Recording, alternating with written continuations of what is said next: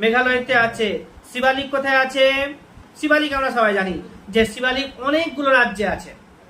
শিবালিক হচ্ছে হিমালয় পর্বতের 4টা ভাগ করেছি আমরা, তিনখানা ভাগ। চান্সকে ধরলে 4খানা হবে, না ধরলে 3খানা। একটা হচ্ছে তোমার কি শিবালিক, তার উপরে হচ্ছে লেজার হিমালয়। লেজার হিমালয়ের অনেক নাম আছে। লেজার হিমালয় অর্থাৎ মধ্য হিমালয় আছে, ঠিক আছে। আর হচ্ছে তার উপরে যেটা রয়েছে হিমাচল হিমালয় বলছি লেজার হিমালয়কে, তার উপরেটা হচ্ছে হিমাদ্রি হিমালয়, হচ্ছে হাইয়েস্ট হিমালয় বা হচ্ছে সর্বোচ্চ হিমালয় যেখানে আছে। আর হচ্ছে তোমার ওটা টুটা ফুটা নাই, বাকিগুলো না টুটা ফুটা ভাবে, যেখানে সেখানে ভাঙাচোরা ভাবে। কিন্তু যেটা ওই কালো অংশটা যেটা আছে ম্যাপে বোঝানো হয়েছে কালো, এই যে কালো কালো বলতে ওটা কোন কালার বলছে ওটাকে? হ্যাঁ, তো ডিপ ব্রাউন নাকি? তো ওইটা কোথাও দেখবে না টুটা ফুটা নাই। ওইটার উপরে যতগুলো উঁচু উঁচু পিক আছে, 14টা পিকের নাম বলেছিলাম যেগুলো, সব ওইটার উপরে রয়েছে। ওটাকে মনে রাখতে হবে, ভোলা যাবে না। তো যেটা শিবালিক আছে, শিবালিক কিন্তু জম্মু কাশ্মীরেও আছে।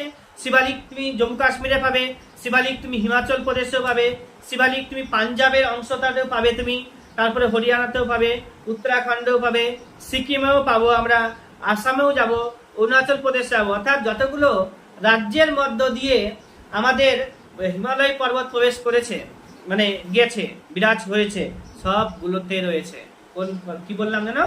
যে শিবালিক শুরু হয়েছে। তোমার ওটা কনসেপ্ট যে পুরোটাতেই আছে। অথবা তোমরা এটাও জেনে গেছো যে হিমালয় পর্বতকে টাচ করেছে এমন সব রাজ্যগুলির নামও তোমরা সব জেনে গেছো। সাথে সাথে আমাদের যে এখানে রয়েছে কোন পর্বতটা, আন্দিজ পর্বত, সেটাতে কতগুলো পর্বতের সাথে টাচ করেছে সেটাও তোমরা শিখে গেছো। এবং সাউথ আমেরিকাতে যতগুলো কান্ট্রি আছে সবগুলো তোমরা মনে হয়ে গেছে। ওটা একবার বিশল নিয়ে নেবো। আচ্ছা, শিবালিকের অবস্থান জেনে গেছি। টাইগার হিলস পশ্চিমবঙ্গে আছে, পশ্চিমবঙ্গে দার্জিলিং এ গেলে টাইগার হিলস দেখতে হবে। বিন্ধ্য পর্বত শ্রেণী, এটাকে অনেকজন ভুলে যায়।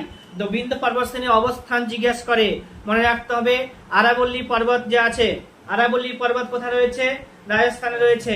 আরাবল্লী পর্বত থেকে নামতে গেলে তুমি পেয়ে যাচ্ছ কি জানো? বলো, মারওয়াররা থাকতো, ওখানে বসবাস করতো। তার নিচে নামতে গেলে তুমি পাচ্ছ মালব্য প্লাটু। তার নিচে নামতে গেলে তুমি পাচ্ছ যে যেটা আমরা আলোচনা চলছে কি জানো? বিন্ধ্য পর্বত শ্রেণী। এটা গুজরাটেও যাবে, এটা উত্তরপ্রদেশেও যাবে, এটা মধ্যপ্রদেশেও যাবে, এটা ছত্তিশগড়েও যাবে, এবং এর পর্বতটার বিস্তার এতটাই আছে বিহার পর্যন্ত আসছে। কি নাম বললাম? গুজরাট থেকে গুজরাট, উত্তরপ্রদেশ, এবার হচ্ছে মধ্যপ্রদেশ, তারপর হচ্ছে ছত্তিশগড়, তারপর হচ্ছে বিহার। যেই তুমি বিন্ধ্য পর্বতকে না ক্রস করলে, বিন্ধ্য পর্বত থেকে নিচে নামলে পেয়ে যাবে তুমি একটা নদী, নাম হচ্ছে নর্মদা নদী। নর্মদা নদী থেকে নিচে নামবে পেয়ে যাচ্ছে সাতপুরা পর্বত থেকে নিচে নামছো তো পেয়ে যাচ্ছ তাপ্তি নদী, ঠিক আছে। তার নিচে নামছো তো সাতমালা কাঠমালা এগুলো সব আমরা পড়েইছি, মনে আছে একদম ক্লিয়ারলি, যেন আমি বলছি না রেখে এরকম সব বলতে পারবে না, একদম বলতে হবে। এবার হচ্ছে কি জানো, যে তাহলে কি হচ্ছে যত নম্বর থাকবে জিওগ্রাফির উপরে সব তুমি নম্বর পেয়ে যাবে। শিবালিকের ব্যাপার গেল। আমাদের বিন্ধ্য পর্বত শ্রেণী জাস্কার আমরা পড়েছি যে তোমার হচ্ছে সব থেকে উপরে হচ্ছে কারাকোরাম, লাদাখ, জাস্কার, পীরপাঞ্জাল। কারাকোরাম, লাদাখ, জাস্কার, পীরপাঞ্জাল। আর কারাকোরামের উপরে রয়েছে আমাদের কোন পর্বত যেন আছে? হিন্দুকুশ পর্বত। হিন্দুকুশ পর্বতে রিভার যাচ্ছে, চলে যাচ্ছে একদম কোথায়? Hwang Ho river. এবার হচ্ছে হিন্দুকুশ পর্বত থেকে জাস্ট নিচে নামবে, যেটা কৈলাস পর্বত বলছি। কৈলাস পর্বতটা কোথায় রয়েছে? তিব্বতে রয়েছে। তিব্বত থেকে ওইখানে তিব্বত পর্বত থেকে সৃষ্টি হচ্ছে যে নদীটার নাম হচ্ছে ইয়াংজে রিভার। এশিয়ার মধ্যে সব থেকে লম্বাই রিভার নাম হচ্ছে ইয়াংজে রিভার। ওটার মনে হচ্ছে 6650, এরকম 6650 না, 6350 এর মধ্যে হবে। ওখানে 6650 হচ্ছে নীলগিরি না, নীল রিভার। নীল রিভার হচ্ছে 6650। 6550 হচ্ছে তোমার অ্যামাজন রিভার, ঠিক আছে। তার থেকে 100-150 কম হবে ইয়াংজে রিভার। তার থেকে 100-150 কম হবে আমাদের যে হোয়াংহো রিভার, ঠিক আছে। এরকম আরো নদী আছে যে একটা মাঝখানে পড়তে পারে, কিন্তু এই নদীগুলো এরকমটা জানতে হবে।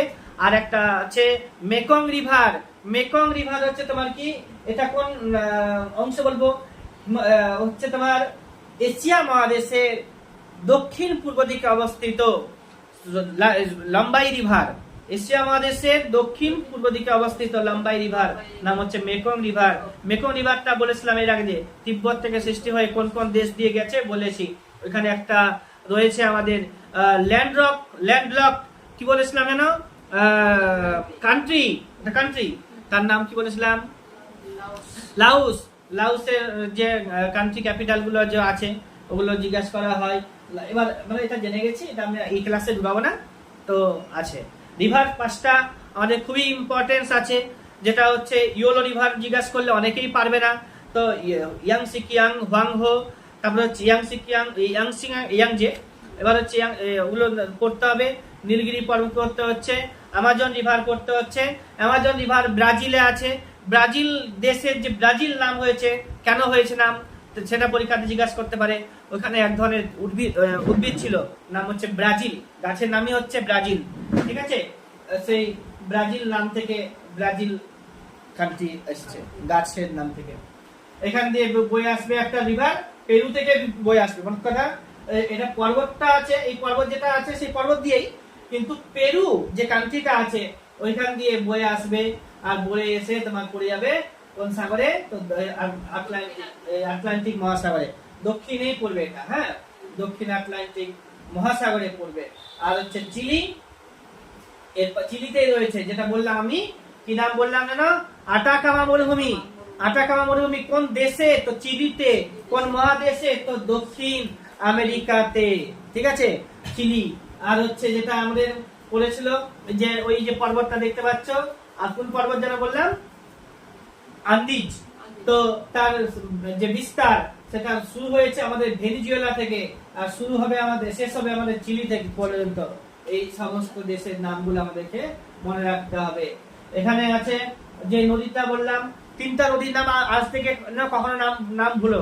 একটা হচ্ছে লিম্পোপো, একটা হচ্ছে তোমার কি কাঙ্গো বা কঙ্গো, আর একটা হচ্ছে তোমার যে মাহি রিভার। যে মাহি রিভার বললাম আমি, আরাবল্লী পর্বত যে আছে না, সেখান থেকে সৃষ্টি হয়ে, হ্যাঁ, গুজরাটের কাছে এই পর্বতটা, এই নদীটা দুইবার ক্রস করছে। কর্কট ক্রান্তি রেখাকে দুইবার ক্রস করার পরে সেটা পড়ে যাচ্ছে কোথায়? আরব সাগরে।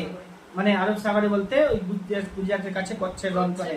তো এরকম আছে লিম্পোপো রিভার। তুমি জানতে লিম্পোপো রিভার হচ্ছে মকর ক্রান্তি রেখাকে দুইবার ক্রস করেছে। লিম্পোপো রিভার মকর ক্রান্তি রেখাকে দুইবার ক্রস করেছে। আর কাঙ্গো রিভার যেটা আছে নিরক্ষরেখা, না, নিরক্ষরেখাকে দুইবার ক্রস করেছে। আর বেরিং প্রণালী শিখে গেছে। জাস্কার রেঞ্জ পড়লাম আমরা, না, ঠিক আছে।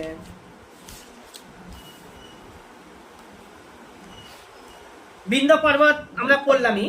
তো বিন্দ পর্বত যেটা আছে সেটা কয়েকটা রাজ্যের মধ্য দিয়ে গেছে, সেটা আমরা শিখে গেছি। তার সাথে সাথে বিন্দ পর্বত শ্রেণী এখানে আরেকটু লিখেছে যে গুজরাটের থেকে শুরু করে বিহারের সাসারাম পর্যন্ত, আর পূর্ব পশ্চিম দিক বরাবর নর্মদা, পূর্ব পশ্চিম দিক বরাবর নর্মদা উপত্যকার কম বেশি সমান্তরালে 1200 কিলোমিটার স্থান জুড়ে অবস্থান করছে। তো আমরা জানি যে নর্মদা নদী ওর নিচ দিয়ে গেছে, ওটা আমাদের জানাই আছে। এবার হচ্ছে কি, এই পর্বত শ্রেণী পূর্ব দিকে ভারনের কাইমুর, ওগুলো লাগবে না। আচ্ছা, বিন্দ পর্বতের পরে হচ্ছে সাতপুরা পর্বত। সাতপুরাতে, এটা হচ্ছে সংস্কৃত টার্ম, সাত, আর হচ্ছে যার অর্থ হচ্ছে সাত মানে 7, আর হচ্ছে পুরা শব্দের অর্থ হচ্ছে পর্বত, অর্থাৎ হচ্ছে কি 7টি পর্বতের ওখানে সমাহার, টুটা ফুটা ছোট ছোট সাতখানা পর্বত, সাতমালা পাঁচমালা অজন্তা যতগুলো আছে ওগুলো অংশ আছে। ইয়া বিন্দ পর্বতের জানি আমরা কোন দিকে অবস্থান করবে? দক্ষিণ পূর্ব দিকে অবস্থান করবে।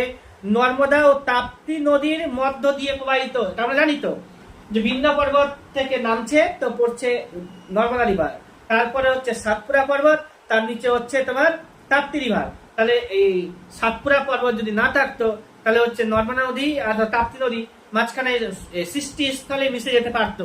পর্বতটা আছে বলে মানে কি হয়েছে, ডিভাইড হয়েছে। তো এটা রয়েছে এখানে যে ইয়া বিন্দ পর্বতের দক্ষিণে বিন্দ পর্বতের দক্ষিণে পূর্ব পশ্চিম দিক বরাবর, পূর্ব দিক পশ্চিম দিক বরাবর, এবং নর্মদা ও তাপ্তি নদীর মধ্য দিয়ে অবস্থান বা মধ্য দিয়ে প্রবাহিত। এবার হচ্ছে পাঁচমারি পর্বত রয়েছে ওখানে, পাঁচমারি পর্বতের কাছে